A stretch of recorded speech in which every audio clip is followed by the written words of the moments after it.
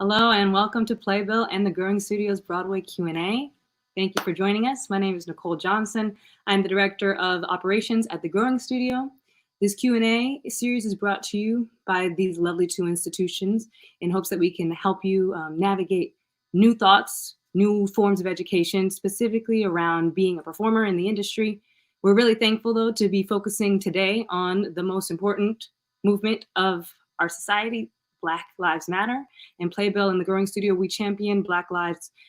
We champion Black actors and creatives. We want to do our part to see, support, educate, and celebrate Black artists. Today, we are very excited to be welcoming the leading men of Broadway, Black actors, all leading men today, as we engage in this discussion about their experience navigating the industry. If you're interested, we would love to have you share this information consistently with people across the board. You can do that by sharing this Facebook Live link if you're watching on Facebook Live or YouTube.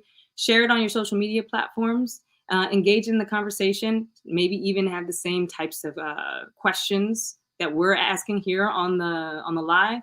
Share those with some others. See if you can delve into a conversation of your own. As the nation continues to uncover the inequities that Black and Brown people face due to historical oppression, brutality, discrimination, and bigotry, here at TGS, the Growing Studio and Playbill, we are interested in shifting culture. We're interested in shifting culture and providing new opportunities for Black and Brown people in the business. Essentially, navigating the entertainment industry as a person of color, even from my personal experience, it's a beast. It's very complex. And we're going to find out we're going to find out more about that as we hear the stories of these leading men, Nick Walker, Eek Leighton, Cornelius, and Clinton Renon. So I'd love to bring in our first guest. Nick Walker has outstanding credits in Broadway's Hamilton, Ain't Too Proud to Beg, Motown the Musical. As we wait for him to join, we will engage in a bit more of a conversation about what you can do as an ally yourself. As an ally, you can engage in education on a variety of platforms. You can spend time understanding historical oppression and how that has shifted and changed the landscape of our society today. You can also engage in a variety of conversations with your friends and family, grappling with questions that help you to understand the basis of caring for another human being. Sometimes we engage in conversations without asking the right questions. So some questions that I think that we can start off with that you'll hear a little bit more with our guests. I actually tend to use the acronym CARE. C, can you be honest with me? A, are you ready to admit that? R, remember the time when? And E, ever thought we could? As we ask those questions of one another, we tend to delve deeper into the things that have torn us apart. Historical oppression, bigotry, marginalization, large-scale institutions like slavery, Jim Crow, the Black Codes. Those institutions and systems have torn our nation apart in a variety of ways in which that they manifest sometimes in our physical bodies as people of color. And as we're doing this work, things like that are going to bubble and burst in people of color. And we feel that we need to create spaces of healing. As these people of color are educating us today through these questions, it's also good for us to know that this is a place of healing.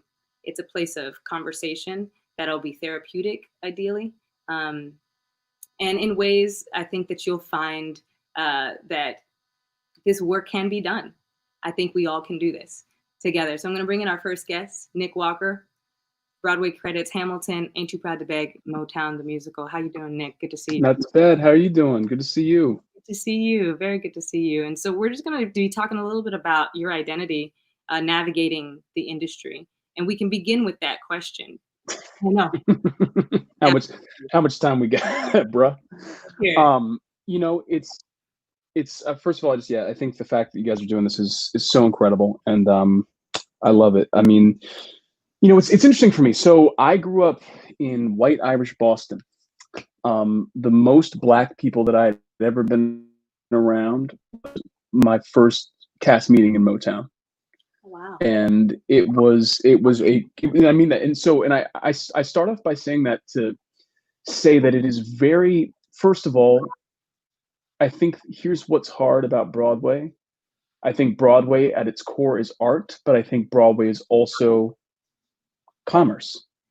And as Dave Chappelle said, the intersection of art and commerce is a very hard thing, and commerce requires categorization, and you have to be able to sell something. That is the point of commerce.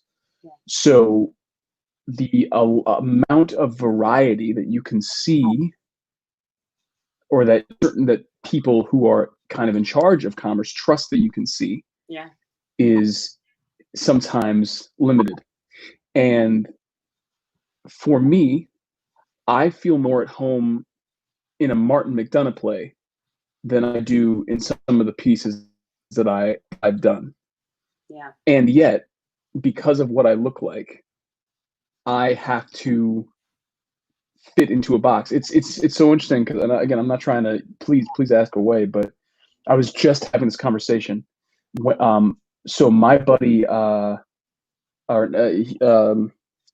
I were talking about this because we did this show back when I was at NYU called Only Children, and it was an incredible show written by a young man named Michael R. Jackson, who, if we know Michael R. Jackson, he just won the Pulitzer for Strange Loop, which is, if you haven't seen it, an incredible work. yeah, And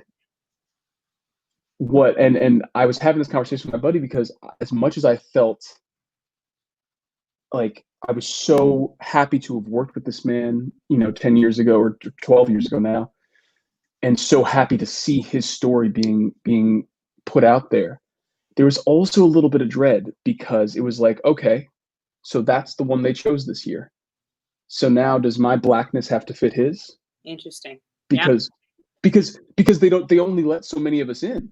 right. Do you know what I mean? Mm-hmm. So now do I have to, when Lynn came out with Hamilton, and all these black and brown bodies on the stage, Right. it was amazing. But then everyone was saying, "Do you rap?" I don't. I grew up listening to Rolling Stones, dude. I had to learn how to rap. I mean, like, Yeah. so it's just this constant push and pull, Right. that you have to be wary of, because on the one hand, you want to come in and you want to get a job, and you want to tell these beautiful stories. Ain't Too Proud, Hamilton, these are beautiful stories, and I am so honored that I get to be part of them. Right. But it has been a long time since I've seen a piece that has truly, on stage, that has represented my blackness, that has truly spoken to my experience as a black person. Right. And as we've been navigating these conversations in an effort to be as solution oriented as we can, so that Yeah. people can take things and say, this is how I can now apply it as a producer, as a creative, as an audience member, as an actress or an actor. What do you feel from that pull that you're consistently feeling of, like, I want to be in this room and I want to tell that story, get that one slot or 3 slots, however many small amount there are. I also want to produce work or be a part of the development of work that tells a different story. Where is there's a barrier, obviously. What's the work that you feel that you've been doing or that you're imagining doing to either surmount that barrier, to call attention to it? What are your thoughts around that? So every young artist that comes up to me and asks me for advice, the first thing I ask them is, do you write? Mm-hmm. Nobody's going to tell your story until you tell it. Right. I mean, all the obvious things. I mean, Griffin's video said it perfectly. We need to get people who look like us behind the table. We need to get. We just need to. It needs to change. The paradigm needs to change. Mm-hmm. We need to call out things when we are not being made to feel our best. Yeah. But at the same time, what I would say to so many producers is, look, I've worked now in Broadway for almost 10 years. I do, and I've been, that's a blessing. I'm so grateful for it every day. Right. I know what Broadway is. I know who's coming to see it. I'm not trying to fight the uphill battle of, we need to make Broadway this space that it's not.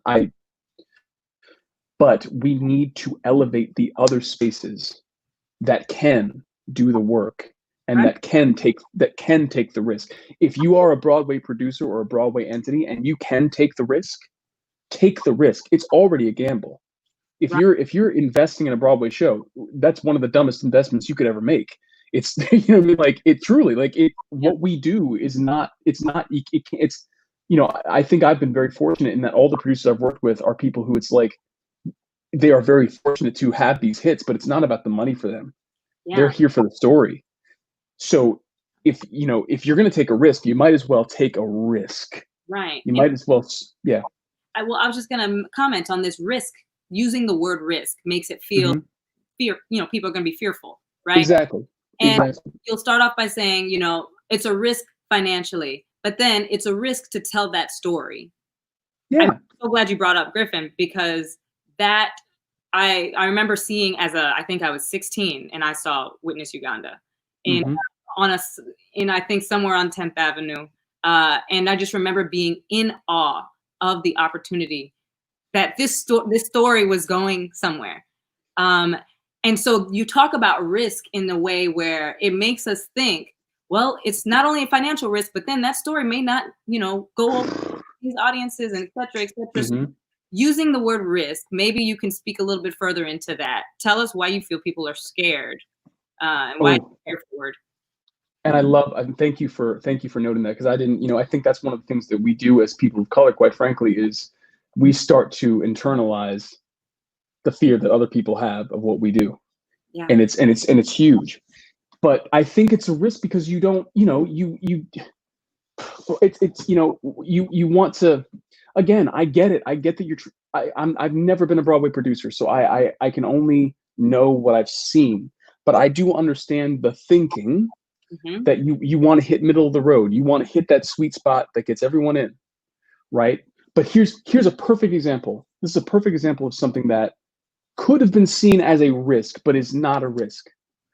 So I'm a comic book guy. I'm a Marvel guy. Hmm. The past 10 years, these movies have been my life. Allowing the director of Fruitvale Station Hmm. to helm your Marvel movie and tell an African story that is unapologetically African. Unapologetically. Like there is no level in which you are not talking about African people. Right? There's no level. That could have been seen as a risk Hmm. because it is not universal.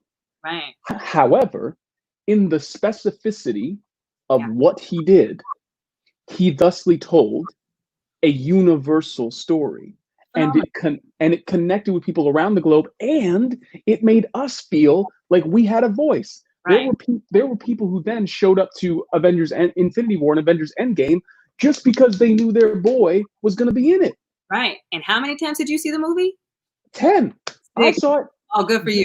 You better. Well, I was there. I mean, this is we could have a whole other conversation about this, but that's what I'm saying. It's like you have to just trust that people want that a good story is a good story. Yeah, it's And true. Good it's story. and that's it's really I know that it can feel like and not to say that people haven't been doing it, but it's like that's the push that we want more of. The Witness Uganda is the people who are trying to really do something with their platform. Not that it all has to be serious and deep and whatever. It can be whatever it can be a slapstick comedy. But I'll tell you something, a slapstick comedy that has some brothers and sisters in it. Right. When did we see that? When's the last time we saw that? You mean like that in itself would be revolutionary? That's huge. Yeah. It doesn't always have to be the one thing. We are not a monolith. We can do it and it will sell. It will, as we have seen, you know. Yeah. So, Nick, thank you so much for being with us. Our next guest is coming in, but I just wanted to tell you that I see you, I support you, and I celebrate you, bruh. Same to you. Same to you. Stay strong out there. Will do. Same to you. So next, I just want to, before I bring on our next guest, I just wanted to repeat the CARE acronym that I utilize. It's something that I created for educational purposes for activities that I do throughout New York City and the nation as we are engaging in helping vulnerable communities. So CARE, CARE, can you be honest with me? A, are you ready to admit that? R, remember the time when, and E, ever thought we could. Imagine having that conversation with a diverse group of people. Sometimes it could be a homogenous group of people. Essentially, you're having a conversation and you're asking questions that are like catalysts, things that open up in your chest and make you tell the truth. If you play the game right and you sit and you actually ask the questions and you answer them, you'll find something really interesting. And most of the time, and I'll be speaking to allies when I say this, most of the time you'll find out how you can be of help when you ask yourself those questions. They essentially make you reflect and spend time understanding your identity, your power, and how you can help. So you don't necessarily need to ask us how you can help. I think you just got to ask those questions about, do you really care? So bringing on our next guest, Eek Leighton. Come on into the room. Cornelius, good to see you. Good to see you. Thank you for having me on, Nicole. Oh my goodness, I'm just happy to see you. Your Broadway credits include Ain't Too Proud, Beautiful, Scottsboro Boys, Lion King, absolutely everything. What a star. And I just Yeah. Bring you on to hear a little bit about your experience navigating the industry as a person of color. Wow. I was pretty lucky, I guess. I mean, I don't know if you would call it luck, but I hit the scene when I was 19, touring first. I lived in Pittsburgh, so I traveled up to New York a lot, and I have some great, insane stories. But I traveled here with 2 suitcases and slept on my best friend's couch. Thought I had a job that actually wasn't a job. It was actually an audition for a job. Okay. And got that job, and I kind of took off and kind of went from show to show to show, sort of just scraping my way up the ladder. It was hard because a lot of people wouldn't take me seriously as a African American man who knew what direction he wanted in his career. Okay. I pride myself on being taught the right things growing up, and very, being just a smart guy, and really knowing exactly what direction I really wanted to go into. And a lot of people didn't take me seriously. So I sort of had to sort of find my way through those things. And ultimately, I feel that I'm finally at a place where, even though I'm not an Audra McDonald or a Hugh Jackman, I definitely feel that I am a known actor, a working actor, and now going into the different realms of now I'm producing and investing. And as the African American man, knowing a lot of people in New York and having the connections that I do now, I feel very proud of myself in that way. Phenomenal. And I want us a little bit to that producing / just the next step and chapter in your career. Yeah. Was it originally something that you were interested in, said this will be a part of the career trajectory, or have you fallen upon this ability to produce and to bring other stories to life? I think as we come to New York and we have a dream of being on Broadway, there's always that other thing that's going to spark you. Once you get there, once you get on that stage, and once you're in New York and you're doing your thing, you notice that it really wasn't as different than any other theater that you were at regionally or doing, your thing. It was just, it's on a bigger scale. It's with different people. It's with more mainstream people, but it's the same stuff. It's the same shit, and as you climb this ladder, you start to see the other things that spark you in the business. And my dad was a business guy, and I started to see, what does that guy do who's wearing the suit, and who are these people, and what makes all this tick, and where's all the money going, and all of those things. So I tried to bring a sponsor into my when I was in a chorus line on Broadway, the revival. And I brought a sponsor on, and my partner at the time, we kind of created an LLC, and he was a makeup artist, and we tried to bring in some aspect of bringing L'Oreal into the picture, and everybody was, on board, and that was great. And so that kind of happened. And I tried to find the best way of bringing myself into that. An LLC, I'm the liaisons between these 2 companies, and I wanted to do that. So I said, you know what, let me put this to bed for now because I really don't understand what I'm doing. I was lucky enough to do that. But when I stepped into the room of Ain't Too Proud for the first rehearsal, I knew in that moment that I had to get on this piece, this all-Black musical that was going to do fire. It was going to be fire on Broadway. Yeah. I wanted to be a part of that. And so I got myself through the back door of being an investor. And then from that, because of those connections, I got on Hadestown. I'm now producing on Carolina Change. I'm producing, investing on MJ the Musical that's coming out next year. And then I started producing on an off-Broadway play, a podcast company, and I'm now lead producer on a play called Chicken and Biscuits by Douglas Lyons, who is a Black playwright. Really? Yes. And it's been, let's just say we have some things cooking with BET for next year.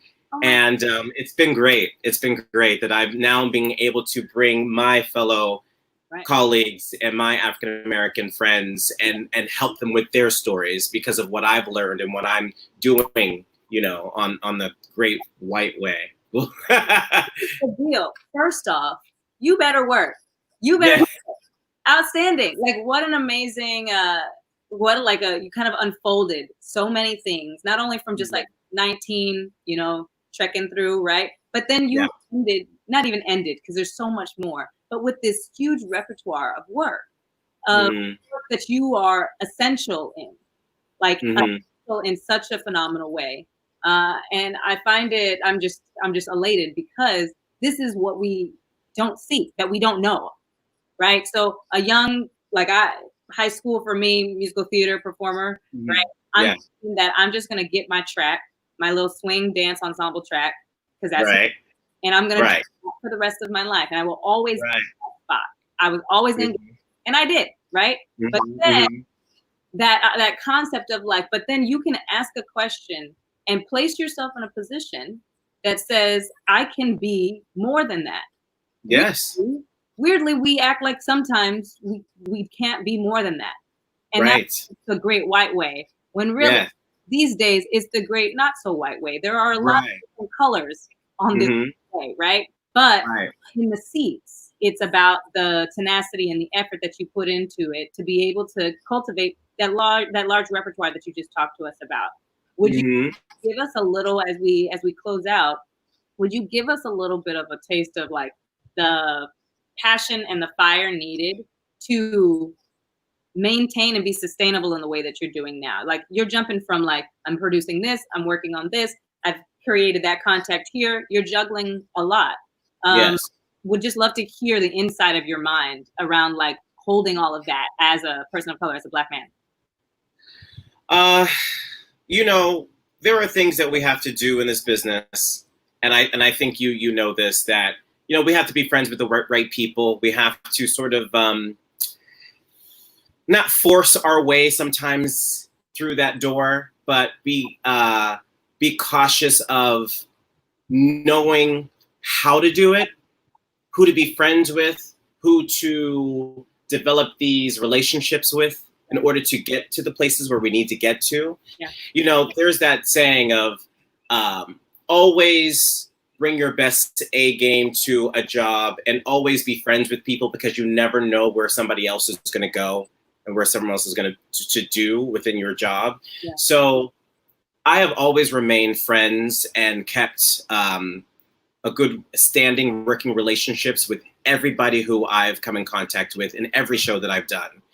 Because it's been nothing but 10 years down the road, I'm friends with somebody who is the head of this network, or who is an investor on that show, or who's the producer of this show, or maybe the assistant of somebody who got me in the door. So I've always tried to remain friends and have great standing relationships with people who I work with, because those are the people who are going to help you along the way. All these people who are now, in the forefront, I guess, are people who I grew up with, who I came up through the ranks up with in New York City. And I intend to bring the same people who came in the ranks with me, when I hopefully get a little further in my career and what I want to do. Juggling all this is insane sometimes. I tell the story of how in Ain't Too Proud, I'm always late for places and putting on my wig call, going to wig call and stuff. So I literally am late to places with my wig on, going to the bathroom, emailing, texting, and singing the opening number at the same time, literally. I know. Because I'm trying to do emails, get business done, and I'm being pulled in every direction. But you know what? It's so rewarding at the end of the day that I'm still remaining solid and still trying to get things done and still being ambitious. And I know it takes work. And we have to just know that it's going to take a lot of our attention and it's going to pull us in every direction. But at the end of the day, getting it done and being hopeful and being ambitious will get us to the next level. Yeah, no, that's great. Yeah. And then I think we wanted to have you answer this last question.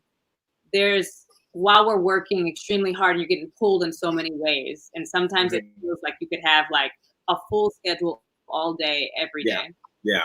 In the midst of this time frame, this where we're at right now in the country, which honestly is just receiving more attention because people are caring more about it of all colors, right? But this has been happening consistently forever. Forever, exactly.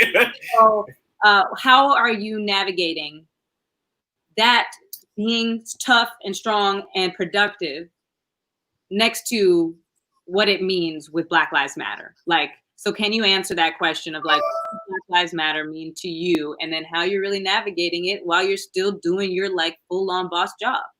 Yeah, you know, I truly am everyone's processing it in their own way. And as you know, we've been dealing with racial injustice all our lives, pretty much, you know. And, you know, I had a friend today who called me up. He's a Caucasian male who was out there looking for a protest to be a part of. And I said, you know, I appreciate what you're trying to do and I appreciate you trying to get out there. But, you know, just be careful because, you know, there's others who are going to take advantage of all this. You know what I mean?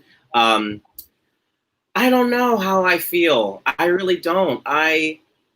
Because I've dealt with it all my life in different ways, and I had a brother who was murdered as well from racial injustice when he was taken from this world. He was 41.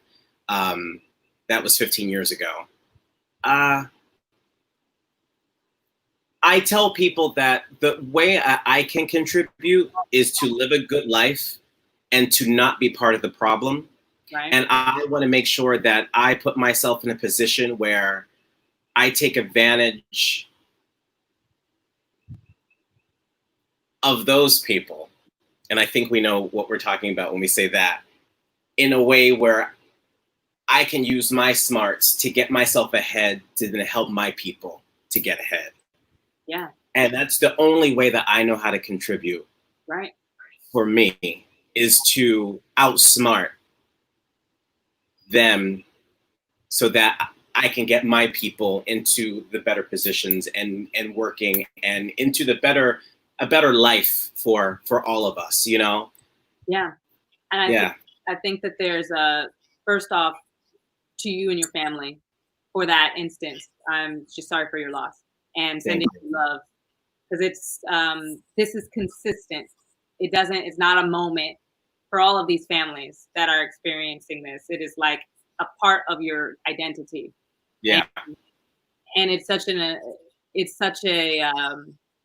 thing to say I don't know about for people of color, for Black people at this time, because we receive so much information in addition to our worlds being just full of so many instances.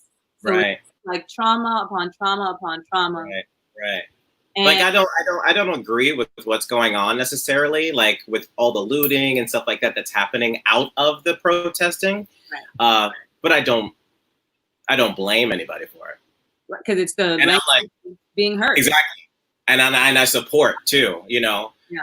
And I just really hope that we come out of this stronger. And I really hope that everybody gets the point of this. Right. Getting the point is difficult when it's not reiterated. So I'm going to reiterate it for people. Yeah. We've been using this CARE acronym a little bit.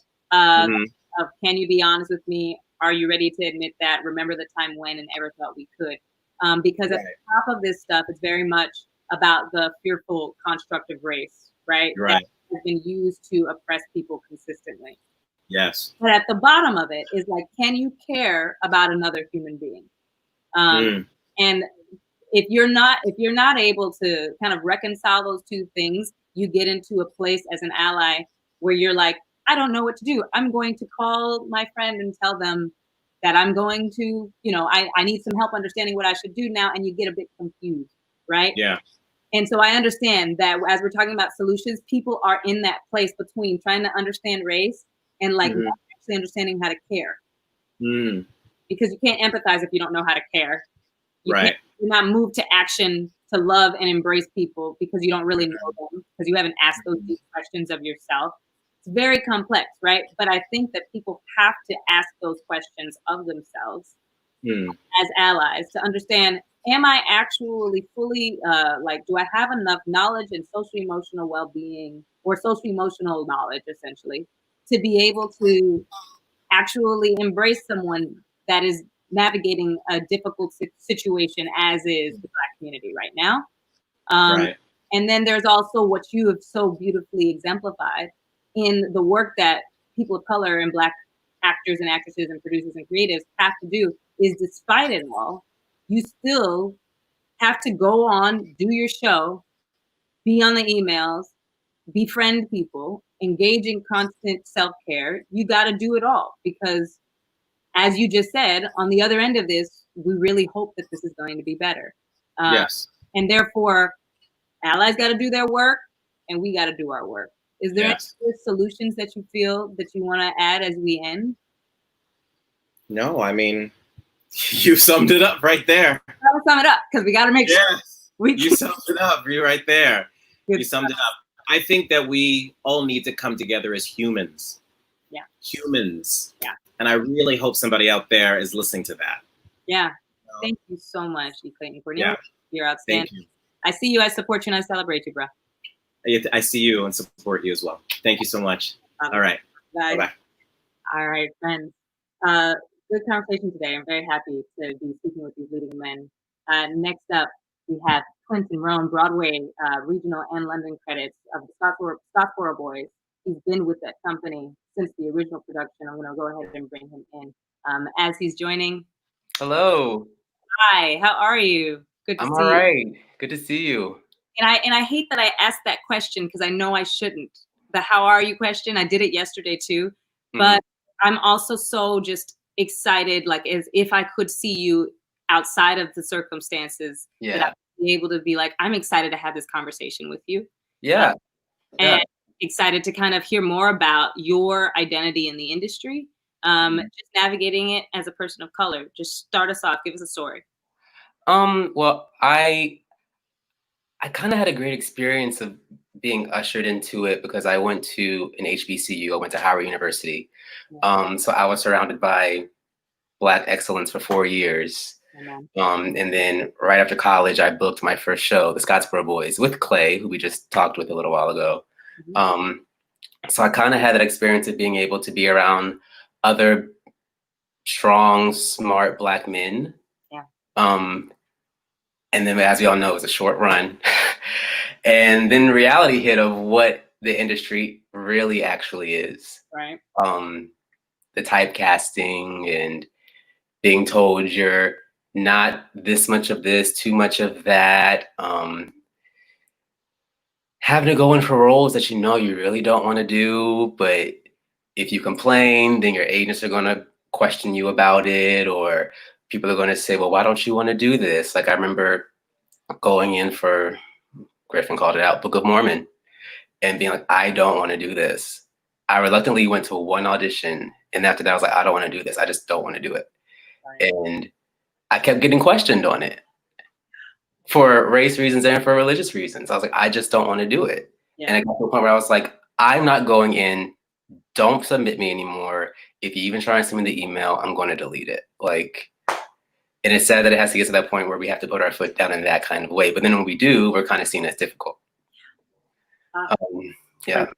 Plenty. I mean, I'll just go ahead and ask that question, that hard question again, of like the moment when you don't want to do something because of how it will shift your soul, essentially. You're like, I would have to shift who I am to step into this, and I would have to do it every night. Yeah. I mean, it's come sometimes a bit tear-jerking, tell you the truth, that we have to even consider that. And then we'll be like, well, I guess I should go in for that audition. On top of the things where, like, if you're in process for a piece and they put things, they present material to you that you don't want to do, you don't feel comfortable doing, right? You have to speak up in that way. I put something on my Instagram story yesterday about a situation where I was doing a reading of a new piece, and there were so many racial aspects involved that were not appropriate. Yeah. And as soon as I spoke up about it, I got questioned by the creative team, which was an all-white creative team. Yeah. And I had to just break it down, like, for you as two straight white men to try and tell me that what I'm telling you is questionable, that's an issue. Yeah. If it's offensive to me, it's offensive to me, and I don't want to do it. Right. And there's no context to support what you're trying to do. Yeah.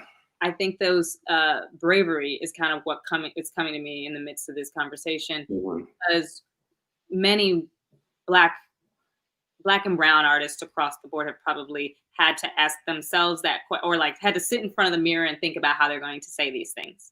Yes. No, seriously. I remember when I first got the material and I was like, thank God there was like an intern in the room, because I was the only black face in the room in general, cast, crew, whatever. And thank God if it wasn't for one of the interns that was there that summer, she went and spoke to the lady who was in charge of the program at the theater. Thank God she had my back, and the theater was backing me in everything that I was saying. Yeah. But if I didn't have that one person to be like, hey, this is not right, and I see that you're upset, like, I would be so scared to say something, and I would literally had to like call my friends and say, do I say something? How do I say it? Like, I was shaking, like I didn't know what to do. Yeah. And to have to muster up that bravery or something, I feel like it's important, but it's sad that we have to do that.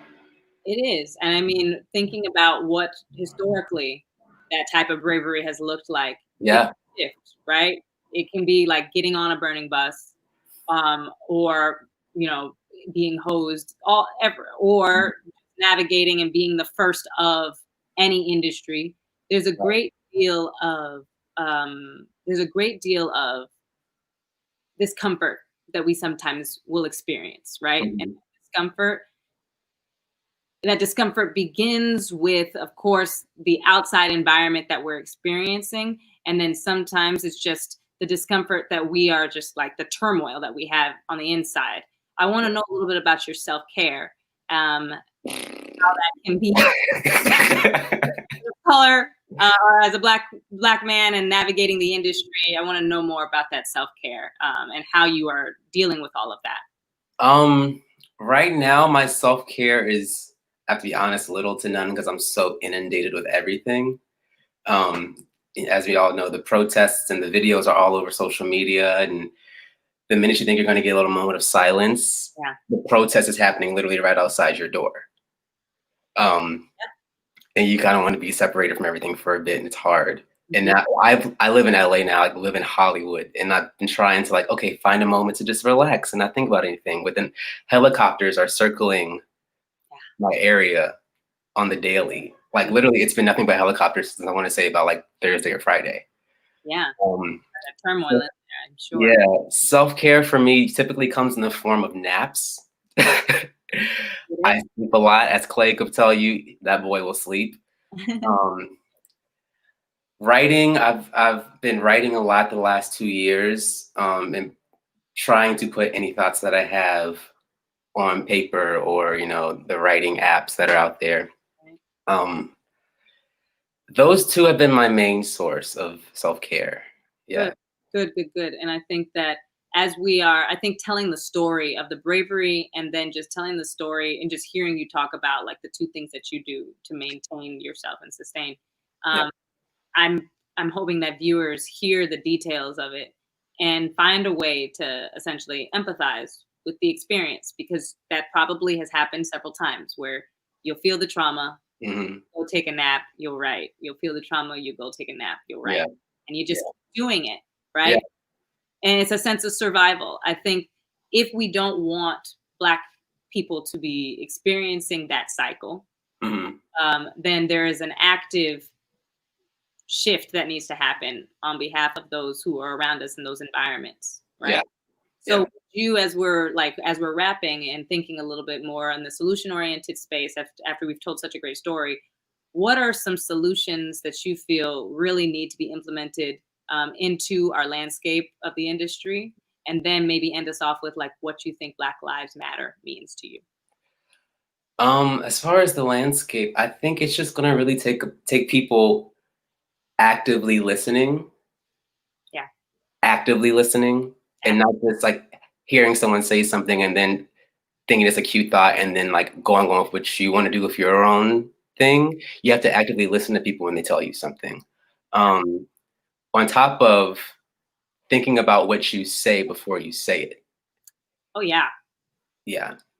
That's a huge one. I've heard so many stories in the past week from friends of things that they've gone through, and like even just casting rooms when they're on auditions and things that people behind the table say that aren't Black. And it's like, did you just say that? Too many stories that I've heard just the past week alone.